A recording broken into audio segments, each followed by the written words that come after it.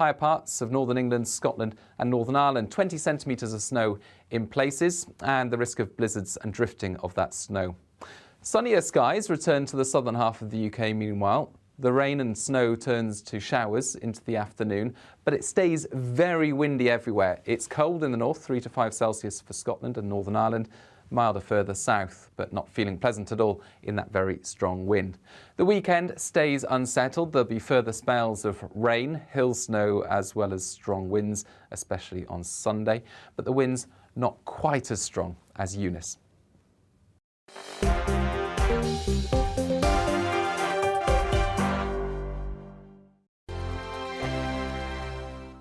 GB News is the UK's home of discussion and debate from all perspectives. To stay up to date on the latest stories, make sure that you subscribe to the GB News channel right here on YouTube. You can watch us live 24/7 across the whole world. You can also check out exclusive content and catch up on previous episodes of your favourite shows. Every day, we ask the questions that you'd ask, so why not add your voice to the conversation in the comments section? Don't forget to subscribe. We are GB News, Britain's news channel.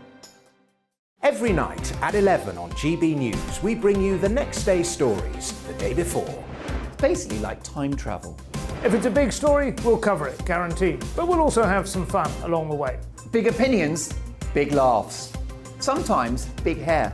This is Headliners, the paper review show that won't send you to sleep like the others will. 11 p.m, 7 nights a week. Join us.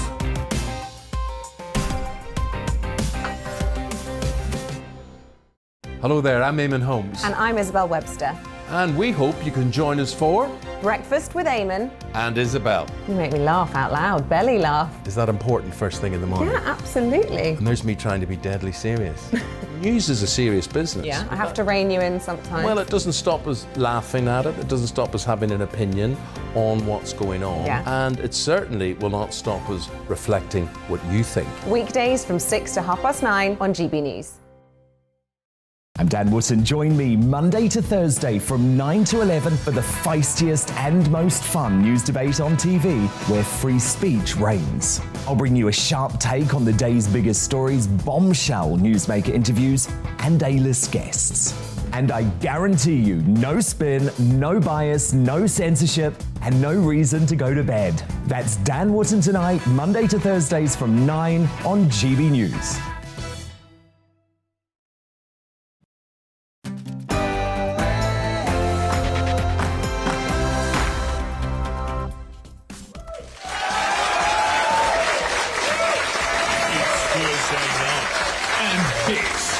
Farage at Large, live from Southend-on-sea.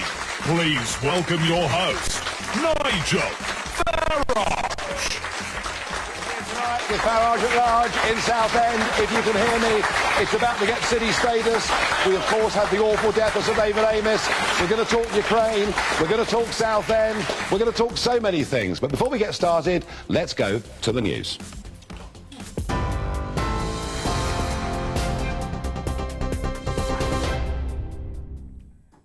Good evening. Your top story tonight. A rare red weather warning has been issued for South Wales and South West England ahead of Storm Eunice, which is due to hit the UK tonight.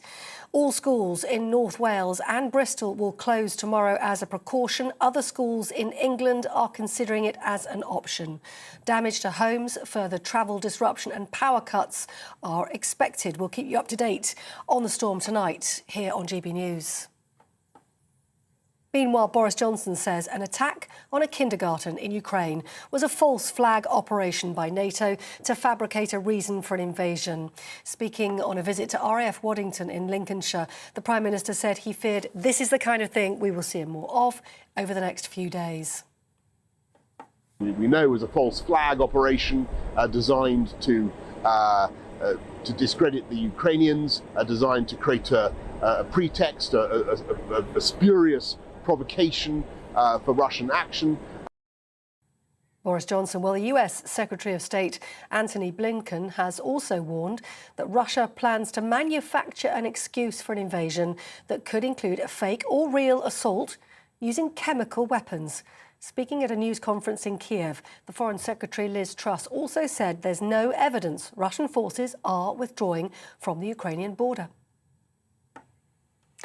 The Home Secretary has stopped the preferential golden visa option for wealthy foreign investors seeking residency in the UK amid security concerns. The closure of the Tier 1 investor visa route affects all new applicants from all nationalities with immediate effect. Priti Patel says the move will help stop corrupt elites threatening national security. And as we've been hearing, the UK is bracing itself for the impact of Storm Eunice. Our Home and Security editor Mark White has more. Storm Dudley has already barrelled across the country, the smaller of two storms battering Britain in as many days. But Dudley still left very significant damage. Trees down, roofs lifted off, major disruption to travel. In the hours ahead, it's the turn of Storm Eunice, a much more powerful weather event with red warnings of 100-mile-an-hour winds, tidal surges and snow for some. For Storm Eunice, continuing coverage. Stay with GB News. Mark White. On TV, online and on your radio via DAB+, you're with GB News. Now it's time for Farage.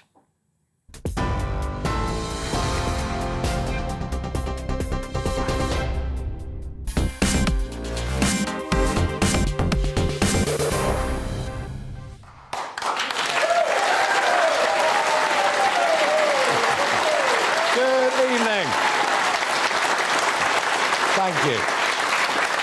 I'm here tonight in Southend. It's a nice evening. Storm Eunice is coming tomorrow. We'll discuss that with John Ketley. Just how serious might that be? We'll be joined by Anna Firth, newly elected MP for Southend West, of course, in the wake of the horrible death of a very popular local MP, Sir David Amos.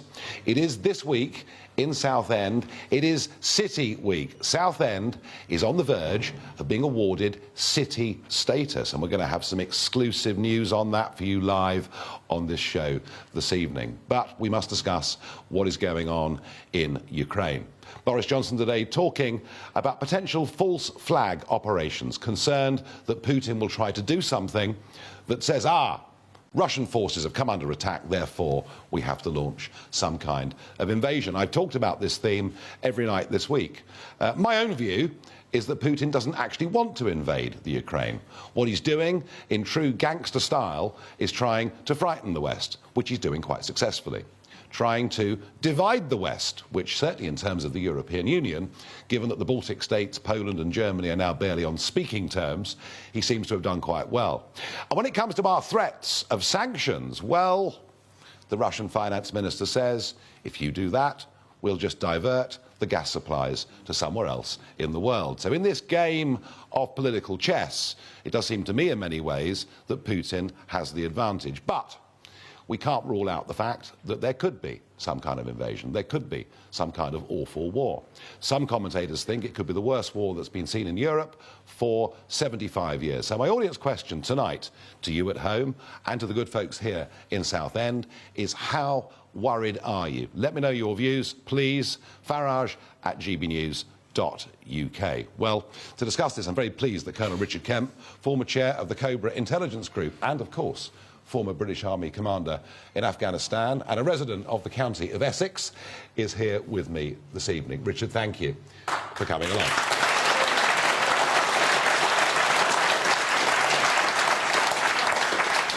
Can I just say before you ask me a question that it's a real pleasure to be here in Southend. It's a wonderful place, and I've spent much of my childhood here, and absolutely delighted that it's going to get a city status. Well, I think it's a wonderful thing. And what about this place? What about this club? What about this amazing military history that's displayed on the walls? And so far, nice people. Yeah, absolutely. So far. May not last. Oh, that may change. On a serious note, Richard, it's actually quite difficult, isn't it, to look at the news and to really work out what the hell's going on. You know, Putin's guys say we're actually withdrawing troops. Jens Stoltenberg, the boss of NATO, says the military build-up is continuing. If we listen to Mr. Biden's administration, they told us there'd be an attack 48 hours ago, you know, sort of 1 o'clock in the morning, whatever it was. Difficult to work out what is really going on. I want to ask you, you know, you're a man that's fought in wars, fought against terrorism, you know what genuine threats are. How worried should we be?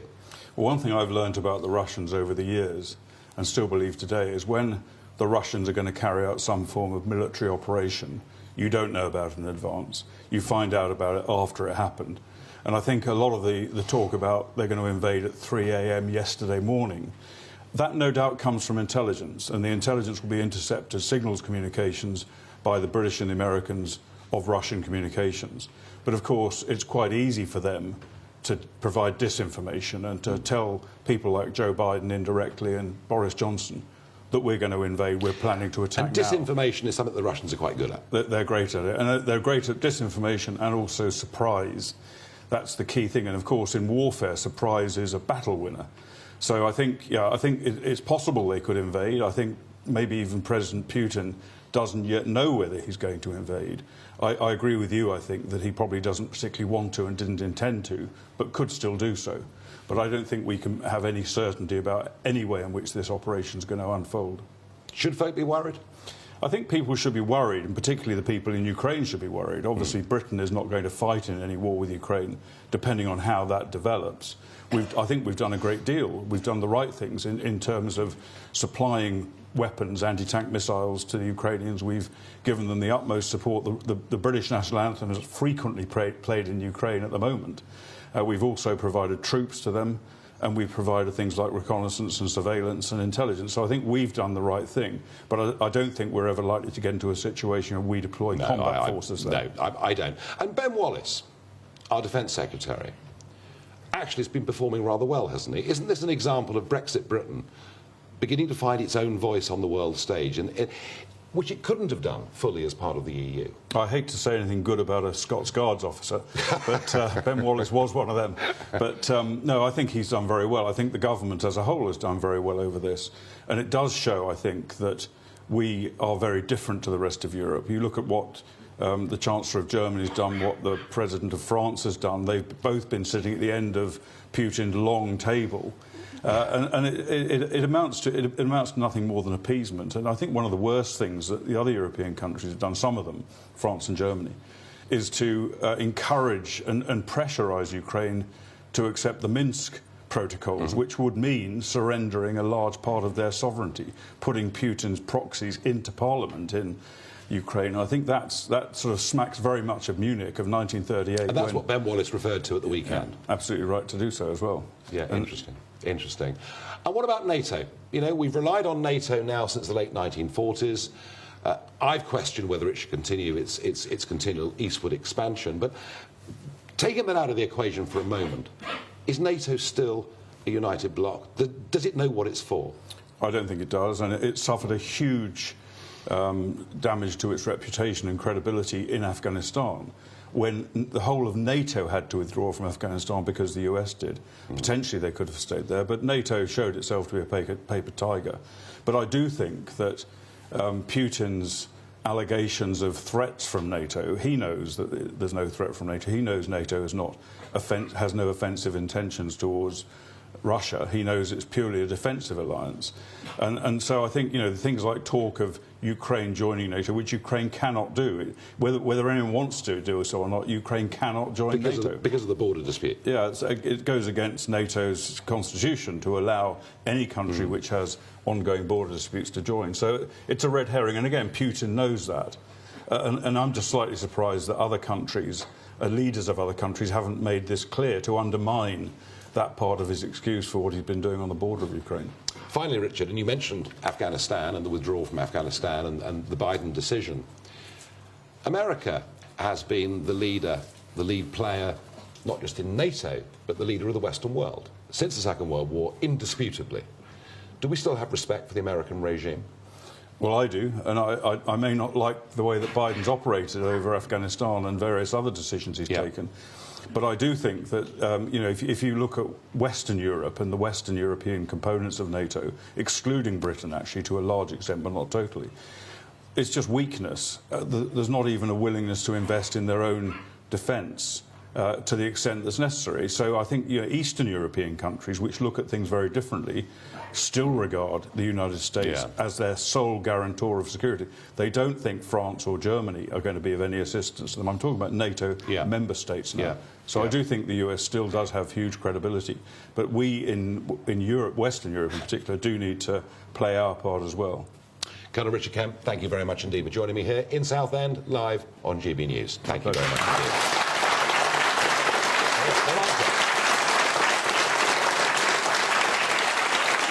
Thank you.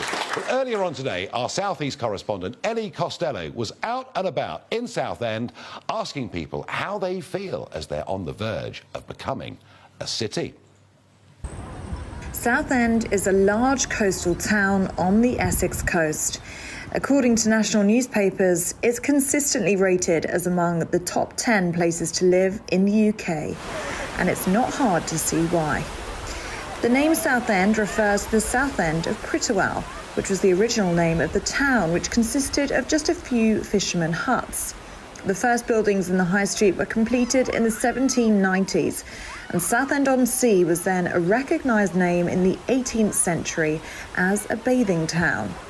During the Second World War, the town was named HMS Westcliff. It was home to more than 3,000 military workers, and the entire Essex coast was a hotbed of training on the beaches.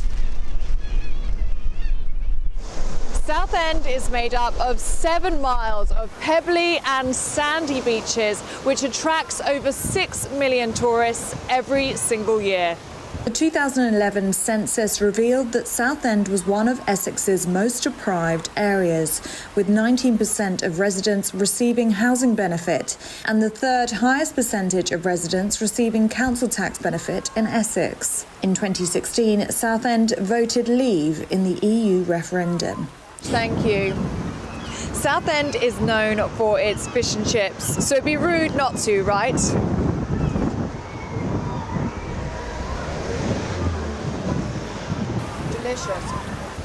Southend is about more than just its beaches. It's actually home to the world's longest iron pleasure pier, which is just over a mile long, and you might even be able to see there's even a train service to help you reach the end. On the 15th of October 2021, the MP for Southend West, Sir David Eunice, was fatally stabbed during a constituency meeting in Southend-on-sea. 3 days later, the Prime Minister Boris Johnson announced that the Queen had agreed to grant Southend-on-sea city status as a memorial to Eunice, who had long campaigned for this status to be granted. On the 3rd of February 2022, a by-election was held in Southend West, where Anna Firth became the newly elected Conservative MP. She has vowed to build on Sir David's legacy by making the most of the new city status.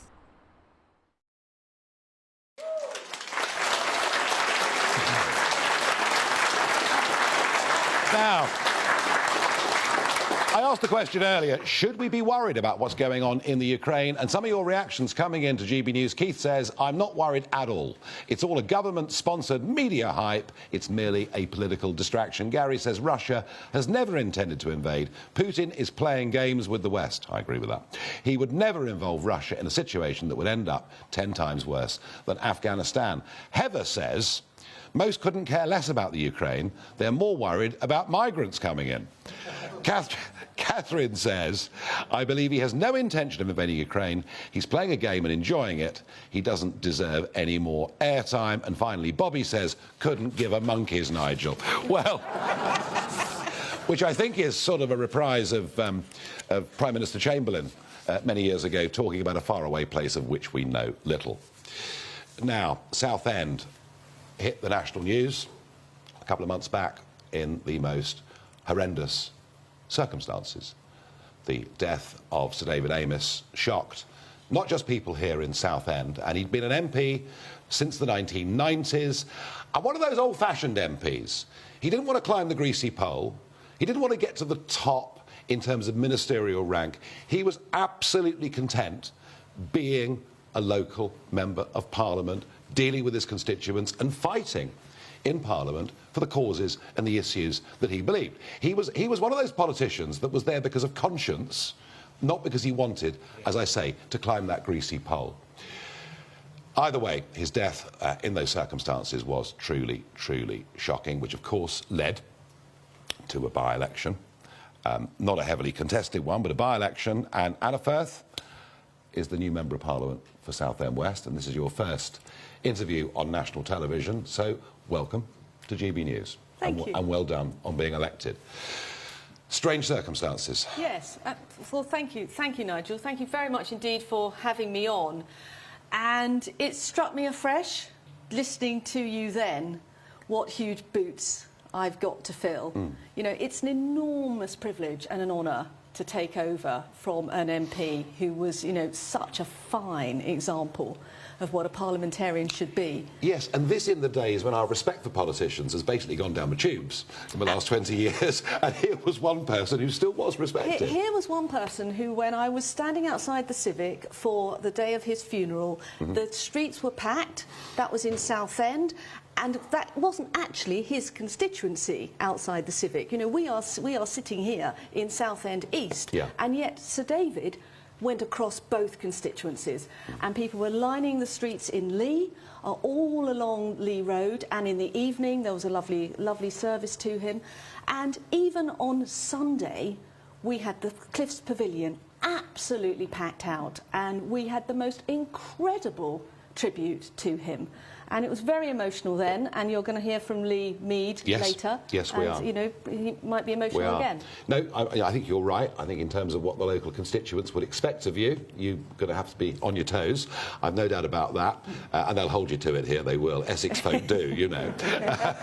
I'm not wrong about that, am I? But you have got a bit of news, because it's City Week here in Southend. And this is something David Amess had campaigned for years.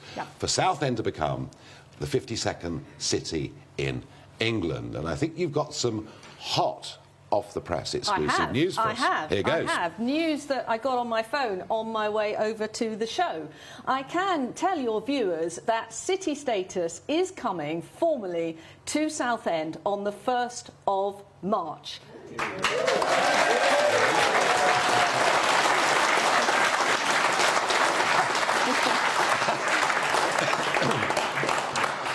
And that has, of course, been approved by Her Majesty the Queen, who herself could do with some quite good news at the moment, I think. I've got to tell you, Anna, for the rest of your parliamentary career, you'll never be able to come on television and say something as popular as that. It'll never happen again, so enjoy the moment. Now, you've got to deal with constituents, with their daily problems, their daily lives, and one of the issues, one of the really big issues, is we have a waiting list in England now of over 6 million for people who are waiting for medical procedures. A lot of people now feel that their GP is frankly inaccessible. That, you know, you have to wait for weeks to get an appointment, you might get an online appointment, and actually, if you're commuting to London every day, an online appointment to get a new prescription might work. But when it comes to diagnosing dementia, for example, or anything like that, that face-to-face GP meeting is crucial. How do you deal with a large number of people who, whilst they love the people that work in the NHS, believe that the country needs an NHS, are becoming increasingly unhappy? And I believe this is true of the service it's providing. So I'm glad you've mentioned this, Nigel, because this actually is the #1 issue in my inbox. 40% of the correspondence that I've received since I was elected has been about healthcare services in Southend. So we've got this fantastic story on the one hand with City Status, huge opportunity, loads that I want to do there to make Southend the greatest seaside city in the country. I want us to use this as a catalyst, bid to be a UK City of Culture in 2029, something which Sir David wanted to do and it eluded him in 2017. We were only a town then, now we're a city. So that is a huge, huge project which I'm very excited about. But if we're going to be a city, We have got to have the services that you would expect for a top city. And for me to have a hospital that is now requiring improvement in 3 key areas isn't good enough. And to have people saying to me that, you know, they cannot get an appointment with their GP. This is what people are paying their taxes for. And so, it plays to my strengths because I spent over a decade as a medical negligence barrister defending hospitals. Well, they're going to hold you to that. So there's 3 things here, Nigel. First of all, people want to be able to visit their loved ones again. Sure. Now, 1 person can go in. That's the current rules. But people would like more. So I'm writing to the Chief Executive, we are going to be lifting the restrictions on Thursday. Doesn't make any sense not to be allowed to have as many people as you like by somebody's bedside. No. They can have the tests. And they want to meet their GP and they want to get their medical procedures. But the point I'm making is, now that you've been elected, they're going to hold you to account. So on that one, Nigel... And you've got to understand that. And finally, and I have to rush you, finally, you're going into a parliamentary Conservative party that's had a very stressful, difficult time. Does the Prime Minister have your wholehearted support? Yes, he does. He does. Well, that was Anna Firth with her first live TV interview. And with the good news for Southend. In a moment, we'll be joined by legendary weatherman John Ketley to tell us how worried should we be about Storm Eunice tomorrow. Back in a moment.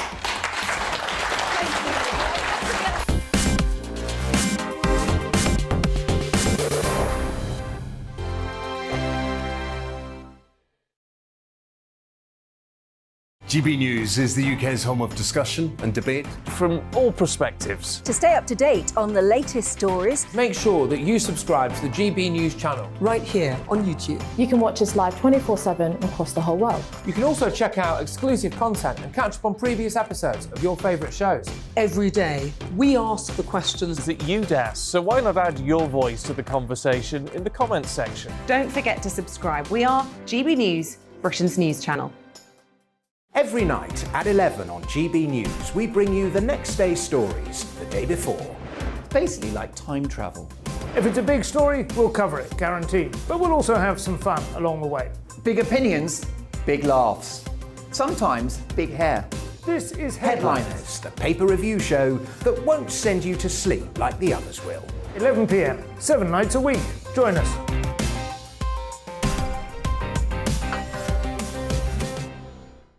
Hello there, I'm Eamon Holmes. And I'm Isabel Webster. And we hope you can join us for... Breakfast with Eamon. And Isabel. You make me laugh out loud, belly laugh. Is that important first thing in the morning? Yeah, absolutely. And there's me trying to be deadly serious. News is a serious business. Yeah, I have to rein you in sometimes. Well, it doesn't stop us laughing at it. It doesn't stop us having an opinion on what's going on. Yeah. And it certainly will not stop us reflecting what you think. Weekdays from 6 to 9:30 on GB News. I'm Dan Wootton. Join me Monday to Thursday from 9 to 11 for the feistiest and most fun news debate on TV, where free speech reigns. I'll bring you a sharp take on the day's biggest stories, bombshell newsmaker interviews, and A-list guests.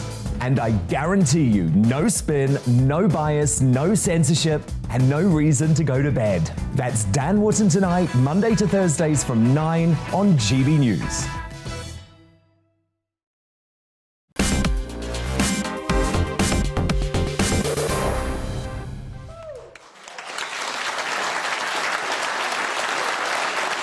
Welcome back to Southend. Welcome back to the Naval and Military Club and to a very enthusiastic audience who've just been delighted to hear that on the 1st of March, Southend officially gets its city status. Now, the weather forecast for tomorrow, and in fact for tonight in some parts of the country, is pretty bleak. Eunice is on its way. And let's go to John Ketley, legendary weatherman, and let's find out, is this really something we should be very, very worried about? John, good evening. Good evening to you, Nigel. I remember the hurricane of '87, and it came at about 3 o'clock in the morning. And living on the North Downs in Kent, I've never seen so many trees down in my life. I also remember the 25th of January 1990, when that big storm came during the middle of the day, and 47 people lost their lives. And John, I'm somebody normally who, if I'm told there's a government warning about something, I ignore it completely. But something tells me that perhaps we really should be concerned about Storm Eunice tomorrow. Is that right? I think you're absolutely right, Nigel. Yes, I've been comparing this storm that's coming in the next 12 hours or so to that Burnsday storm of 1990. That was a very serious storm. That brought gusts in excess of 100 miles an hour to various parts of England and Wales. The centre of that storm went across the southern part of Scotland, roughly where Burns was brought up. Now, this storm, Eunice, is also crossing Ireland tonight, and it's going up towards the far north of England and the southern part of Scotland. So it's following a very similar track. It's a different track to Dudley yesterday. So it is affecting a greater part of the country, and it's also got a very intense band of winds on the southern flank of it as well. So what I'm saying, Nigel, is really it's not a carbon copy, that never exists, but we are going to see a widespread severe gale across a huge part of England and Wales and up into parts of Scotland and Northern Ireland. That's to say winds easily gusting to 60 miles an hour, damaging winds up to 80 or even 90 miles an hour in parts of the West Country and Wales in the next, well, probably tomorrow morning, the worst of that. But those very severe winds then cross the rest of the country as we go through the day during Friday. So it's a widespread storm. It's not a here today, gone tomorrow type of thing. It is going to be hanging around for a little while. It's going to be bringing damaging gusts, heavy rainfall as well. And as if that wasn't enough, there's also a very high likelihood of some heavy snowfall too. So blizzards over the higher ground of parts of Scotland into Cumbria, the Northern Pennines, and also parts of Northern Ireland too. So there's a bit of everything, a cocktail of wintry weather all in one go. John, I don't want to spread alarm. It's the last thing I want to do, but I want to be responsible. What's your advice to people as the eye of the storm heads towards them? Does it make sense to stay off the roads and perhaps stay at home? Well, there'll be terrific disruption with all sorts of travel during latter part of tonight and through tomorrow anyway. It isn't sensible to be going out. We are going to see extremely high waves. We'll see a lot of debris being thrown about. We've seen the usual things in recent days of power cuts in various parts of the country. I'm sure the power cuts will be rather more widespread during tomorrow. And we'll also see some damage in all sorts of different areas, many areas, widespread across the country. It is going to be dangerous. It's definitely not a storm to take lightly. If you don't have to go out, I wouldn't go out. I think it's one of those. It's one of those storms where you just have to take extra care. John Ketley, thank you very much indeed. And I think to the audience and those at home, those are probably very, very wise words. Now, we're now going to move on to my second favourite part of the show. The favourite part comes later. It's now Barrage the Farage time, where you get to ask me your questions. I don't know what those questions are, but I know what your names are. So let's kick it off with Peter.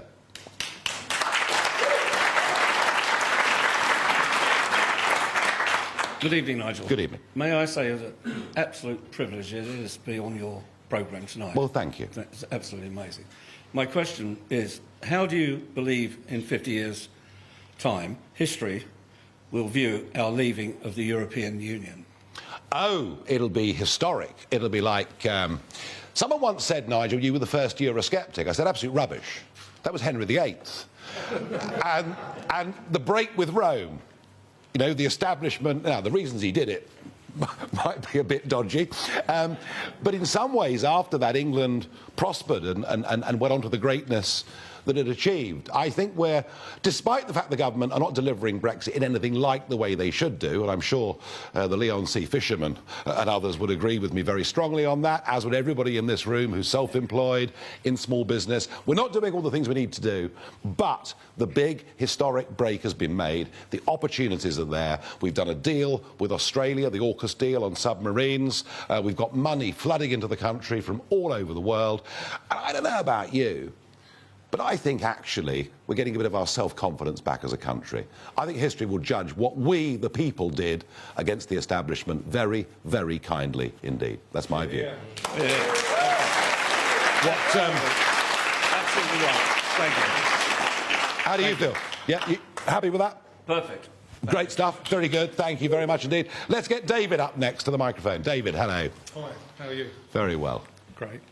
Nigel, why do you believe the great British electorate would welcome a referendum on whether or not to pursue Boris Johnson's net zero policy? Ah. So,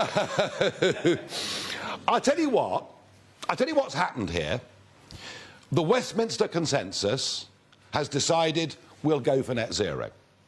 That's been supported by the vast majority of mainstream media, especially our friends at the BBC.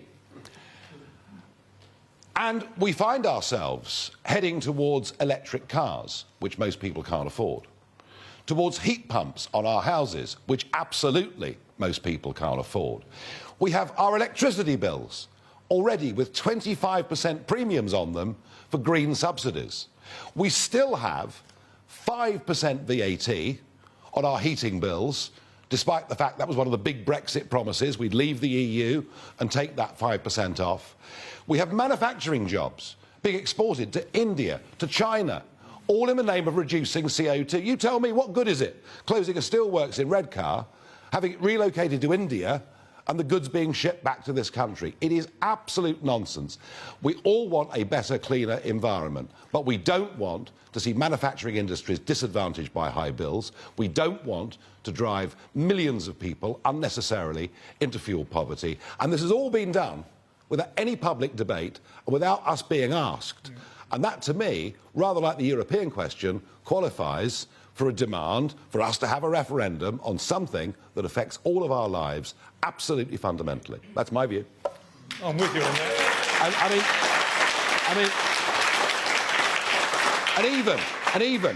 Let me put this to you, David, even if we don't get a referendum, demanding a referendum starts a public debate. How do you feel?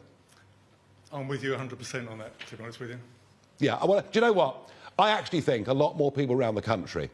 I agree. I speak to people and I get the same view. Yeah, it's once again, isn't it? The Westminster consensus is out of touch with a growing number of the great British public. Thank you very much indeed. Thank you. OK, next up, we've got Denise. Denise.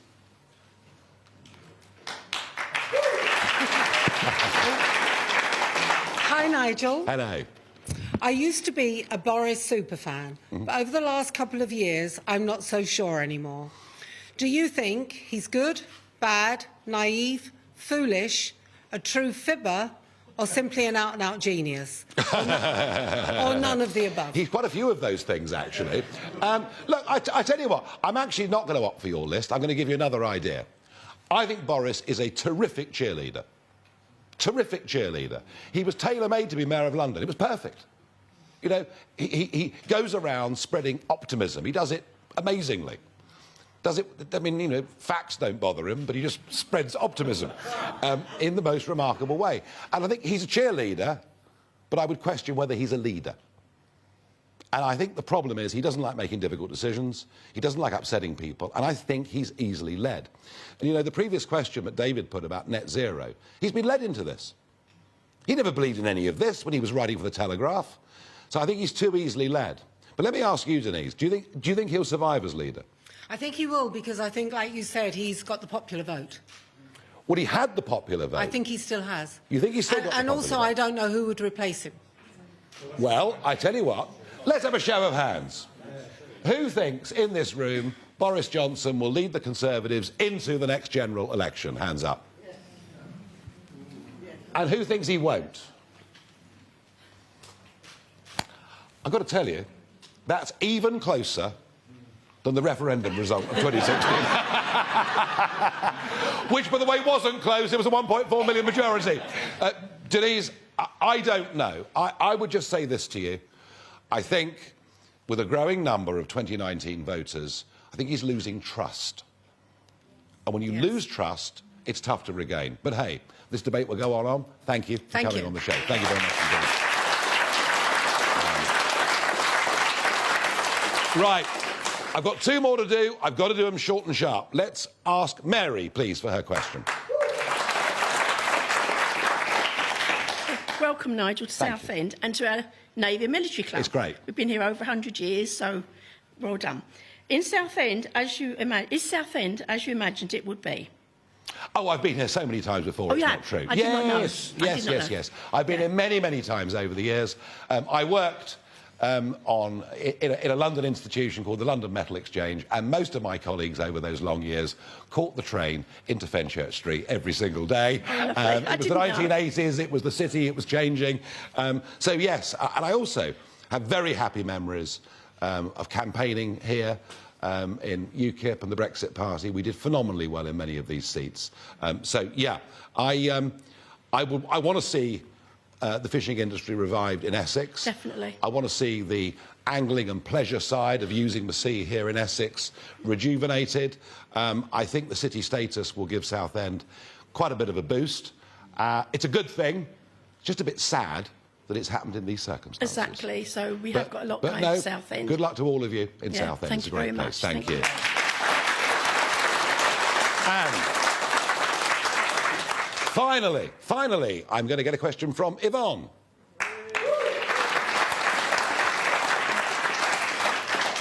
Good evening, Nigel. Good evening.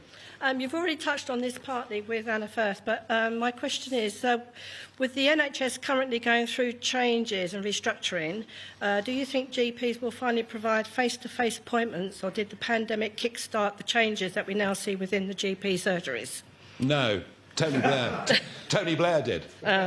Tony Blair cut a deal with the GPs that was truly extraordinary, and the fine print of that allows, they're paid basically to consult, not to meet patients. And that's the little loophole. So whoever was negotiating for the GPs ran rings around Blair's government, and it finished up with GP services being much poorer than they were in decades previously, in the cost to the public purse going through the roof. I mean, some GPs earn the most, not all, but some GPs really do earn the most extraordinary money. And I think, and I was discussing this with Anna, in fact, earlier on, you know, because she's got a lot on her plate here as a new MP, because people are going to expect her to deliver on this. I don't think the NHS is just about pumping in money. You know, what do we spend on track and trace? 37 billion? You know, and you wonder where all this money goes. I think there needs to be a fundamental reappraisal of how the NHS actually works and whether it's delivering value for money. And saying that is not condemning the men and women that work so valiantly within it. No, definitely not. But to incorporate the GPs somewhere within those plans would be... Are you angry with GPs? Yeah, partly because I feel sorry for the older generation, because with the Zoom calls, etc., they can't handle the technology, and there's nobody there really fighting their corner. So they really need to have a voice, I believe. Yvonne, I think you speak for a lot of people in this country, not just Southend today. Thank you very much indeed. Thank you, Nigel. Right, in a moment, absolutely, my favourite part of the programme. Yes, it's Talking Pints with local hero Lee Mead.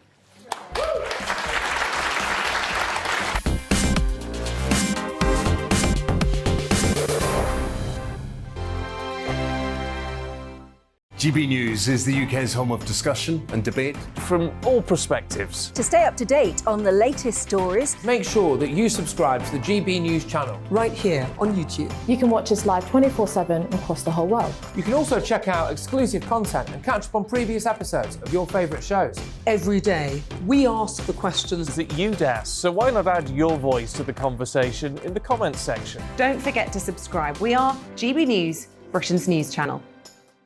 Every night at 11 on GB News, we bring you the next day's stories the day before. It's basically like time travel. If it's a big story, we'll cover it, guaranteed. But we'll also have some fun along the way. Big opinions, big laughs. Sometimes big hair.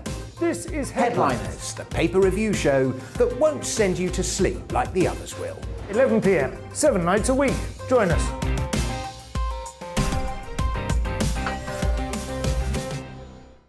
Hello there, I'm Eamon Holmes. And I'm Isabel Webster. And we hope you can join us for Breakfast with Eamon and Isabel. You make me laugh out loud, belly laugh. Is that important first thing in the morning? Yeah, absolutely. And there's me trying to be deadly serious. News is a serious business. Yeah, I have to rein you in sometimes. Well, it doesn't stop us laughing at it. It doesn't stop us having an opinion on what's going on. Yeah. And it certainly will not stop us reflecting what you think. Weekdays from 6 to 9:30 on GB News. I'm Dan Wootton. Join me Monday to Thursday from 9 to 11 for the feistiest and most fun news debate on TV, where free speech reigns. I'll bring you a sharp take on the day's biggest stories, bombshell newsmaker interviews, and A-list guests. And I guarantee you, no spin, no bias, no censorship, and no reason to go to bed. That's Dan Wootton Tonight, Monday to Thursdays from 9 on GB News.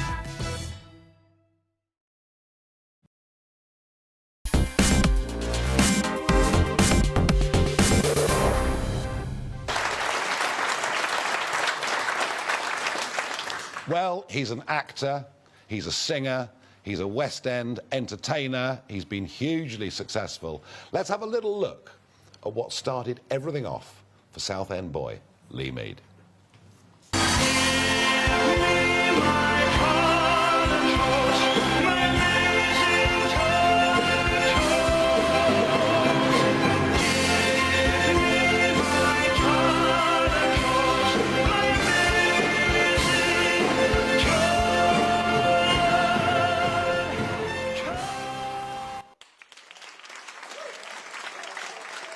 Lee Mead, welcome to Talking Pints. Great to see you. Or talking water, yeah. Well, that's okay.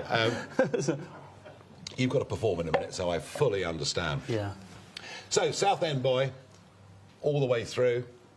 How does it feel for this play? I mean, Southend's always been the end of the line, hasn't it? It the end of the has, railway line. yeah. Maybe a bit ignored, do you think, or...?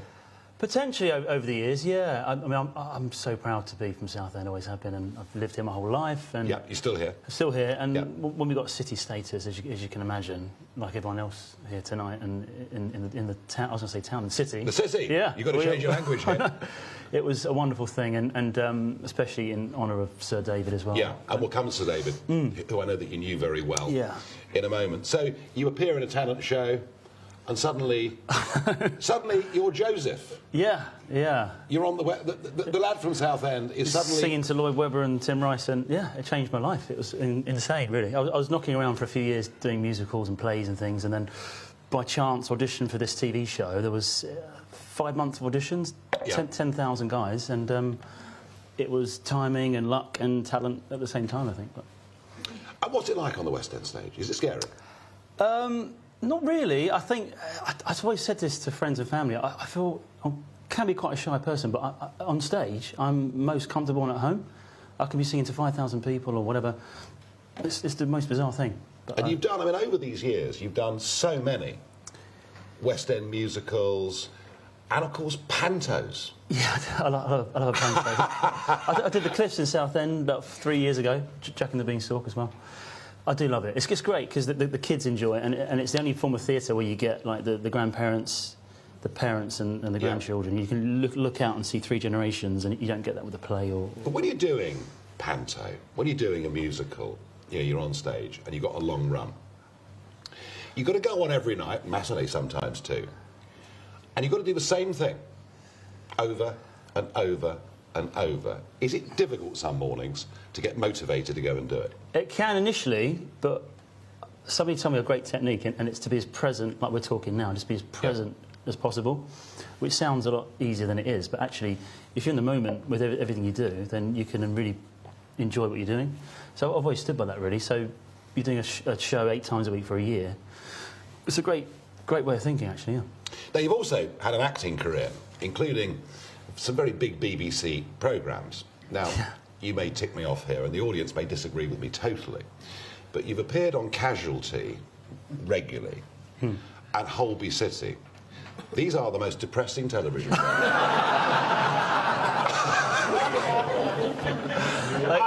I mean, if you're feeling a bit low in life, for God's sake, don't turn them on, you know. Every scene, I know, they can be. I've got to be honest, I never watched the show, really. Oh, there you are. Prior to going into it. I think because I was quite young at the time as well. But there's a lovely chap, Derek Thompson, that played Charlie. He's been in the show for 30-odd years, But I did my very first scene with Derek, and he was great, But I'm lucky to have been in it, because it's a brilliant programme, been running many years, and... But it is it is a bit depressing. It could be at times, yeah. But luckily the character I played, Lofty, was more... I didn't do all the surgical stuff and all the, the surgery scenes. It was more doing the city stuff off camera, but... So, I mean, you've sung, you've had some success with your records, charts, and you've done very, very well. So it's singing, it's West End stage, it's acting. What does Lee Mead really enjoy doing best? It goes in spells, really, Nigel. I think at the moment, the point in my life and career, I'd love to do a lot more of the singing, the concert stuff. I was lucky enough to bring my own show to the London Palladium last June. Oh, brilliant. That was incredible, yeah, the most amazing night. And we filmed the whole thing, did a live album, and it was to have a full orchestra on stage for 2.5 hours where Sinatra performed and all the greats. That was really amazing, yeah. So hopefully, going forward, it'd be nice to do a lot more of the concert work. And isn't that the way music's gone? Because for entertainers now to earn money, it's doing the live events. Absolutely, and Spotify is an amazing thing for all of us as the consumer. You pay your £10 a month, but for the performer, we make no more money unless you're Ed Sheeran. It's I think. Yeah, so you've got to be very high volume. Absolutely, yeah. I think he once said, Ed Sheeran, that if he had 1 million streams of a song, it's something like £1,000 or 500 quid or something. So you make your money from the live performances, yeah. No, well, absolutely. Now, I'm going to bring you back to Southend, and as you said, you're very proud of the city status. I mean, today, GB News bringing this show here today to Southend, I guess it's all somewhat bittersweet, isn't it? Because, I mean, the shock that everyone felt when Sir David was fatally killed was very, very sharp indeed. Tell me about your relationship with David. Oh, I got quite emotional now. I met David when I was 15 for the first time. There was a little theatre called the Focus Youth Theatre. It's now sadly been knocked down. And I was doing a musical called A Slice of Saturday Night, a 60s musical, and David came backstage afterwards. I'll never forget the conversation. He said, what would you like to do with your life? And the great thing about David, even to the end, he would give everybody his time, which not many people do these days. And I said, I'd love to be an actor, a singer one day. He said, yeah, keep going. And over the years, we worked a lot together. He even once invited me down to the Houses of Commons with my coloured coat to push the city status for Southend. You wore it, did you? I didn't. He said, you should come down to the Commons. I was like, well, you've got some fun, haven't you? I was on tour at the time, and then the Dame Vera Lynn statue, even up until recently, before his death. And but one moment that stuck out for me, that there was a little theatre called the Empire Theatre in Southend that got closed down, and David was there, and I was performing that night, and my nanny Lil was with me, that's sadly not with us anymore. And my mum was with my nan, and he scooped in, took her arm, and he proceeded for the next 15 minutes, quite emotional, sorry, to give her his time. And I'll never forget that. It was really, it says a lot about somebody to... And there's a couple of cameras initially, but it wasn't a PR thing. And he gave her complete attention, up the stairs for the next 15 minutes. And that showed the mark of the man for me. He does seem to have touched a lot of people's lives in Southend. Absolutely, yeah. I mean, he was so loved here. He really was. And well, I mean, absolutely shocking, ghastly what happened. Oh, and I think barbaric, yeah. It's going to need a bit of a rethink, I think, in terms of MP surgeries and security and how we go from here, because we mustn't stop that link between members of Parliament and their constituents. But equally, we have to make sure they're safe to go out and meet the public. And that's going to be a big challenge going ahead, because if our MPs hide from us, then, frankly, what is our democracy worth? It's all about community as well. Yeah, well, it's nice to hear, the way that he supported you and supported your family. Now, Lee, we're going to finish tonight with you singing. You didn't just come here for a glass of water, you know. No, I've never sung in a pub, apart from karaoke. Being very drunk here. Well, it's the Naval and Military Club, and it's actually rather magnificent, isn't it? And so you're going to sing for us. But, I am. But the song you're going to sing for us is linked directly to Sir David Amos, isn't it? So just explain to the audience what you're going to do in a moment. It is. So we had a wonderful song, and I sung this at the Cliffs Pavilion, just around the corner, actually, at our main theatre on Sunday night in tribute for Sir David. And I chose this song because it's a man singing about his country and being very patriotic about where he's from. And what better song to sing, because David was so proud to be from Southend. So. Well, he was proud to be from Southend. He was proud to be English. He was proud to be British. He was. He was. Very proud Brexiteer too, of course. He was on the right team on that one. And, well, look, Lee, thank you so much for coming on. It's great to have somebody from Southend on the show. Congratulations on, I think, what you've achieved. Thank you, Nigel. Which is fantastic, and I think it's very appropriate that you're going to sing us out in a tribute to Sir David. And thank you for joining me on Talking Pints. Thank you very much. Thank you so much. Good. Off you go. Thank you, Nigel. Yeah. Hang on. And yeah, give me a wave when you're ready. Right. Well, whilst Lee gets himself ready and goes around the back and gets on stage and gets ready to sing this tribute to Sir David Amess, I want to say a big thanks to the Naval and Military Club here in Southend. Magnificent place, founded in 1920, absolutely going strong. A very enthusiastic crowd. It's interesting, we advertised this and literally within a few hours it was completely full, huge waiting list. So I think there is enthusiasm for what GB News is trying to do. You know, we're trying to get out around the country, talk to people, engage with people, not be afraid of the public asking any question that they want. I'm very pleased for Southend they've got this city status. That's a great, great tribute to Southend and to the work of Sir David Amess. But, you know, the country faces some very big problems going ahead, and we talked tonight particularly about GPs, you know, the frustrations that were expressed by the audience, and they're very, very real. They're not just here in Southend, they're everywhere. Over the next few weeks, as we go around the country, we'll talk about electricity bills, we'll talk about gas bills, we'll talk about the cost, literally, of filling up the car with petrol or diesel, and these are going to become huge issues. So we're going to keep going with Farage at Large. We're going to keep going, taking it around the country. Thank you, not just to those of you here in Southend, but those of you at home, for joining us this evening. And let's hand over to Lee Mead.